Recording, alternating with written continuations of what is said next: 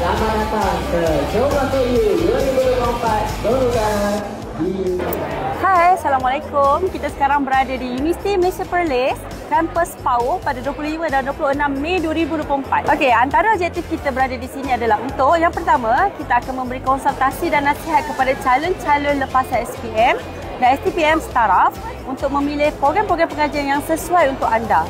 Selain itu, kita juga membantu adik-adik untuk mengisi permohonan kemasukan ke universiti awam ataupun semua tempat-tempat universiti di Malaysia. Okay, Assalamualaikum warahmatullahi wabarakatuh. Saya Syazwan daripada Universiti Islam Antarabangsa Malaysia. Hari ini kami ada di program Jom Masuk You 2024 di UniMed. Ada lebih untuk program asasi, ada program lepasan SPM yang masuk ke asasi.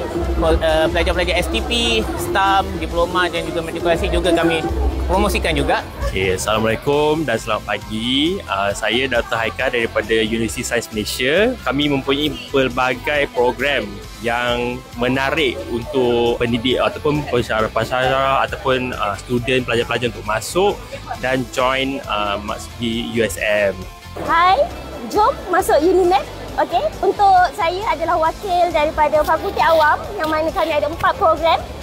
Program Civil Engineering, Environmental Engineering dan juga Building Technology dan juga Engineering Technology. So, boleh datang ramai-ramai ke sini.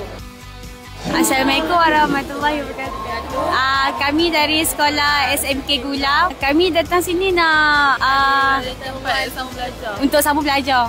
So, di antara kami ni dah buat keputusan untuk sambung dekat mana. Jadi kami rasa benda tu macam sedikit sebanyaklah bagi kami pengetahuan untuk kami sambung dekat mana program ni. Saya sambung dekat UniMed sebab saya dapat course yang saya nak sambung. Kalau saya pula first saya nak sambung Diploma in Animation dekat KPTM.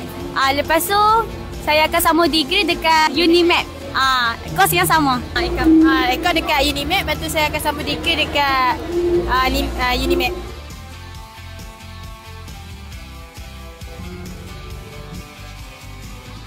Cuba sepromo sikit antaranya lah apa booth yang ada di sini. Okey, di antara universiti awam yang ada, saya nampak kita ada UMS, kita ada USIM, kita ada UIA, kita ada UNIMAS, kita ada UTM yang ada pada hari ini bersama kita 2 hari ya. Kita berkampung di sini 2 hari. Jom masuk you. Jom masuk you. Jom Masuk You. Jom Masuk You. Terbaik.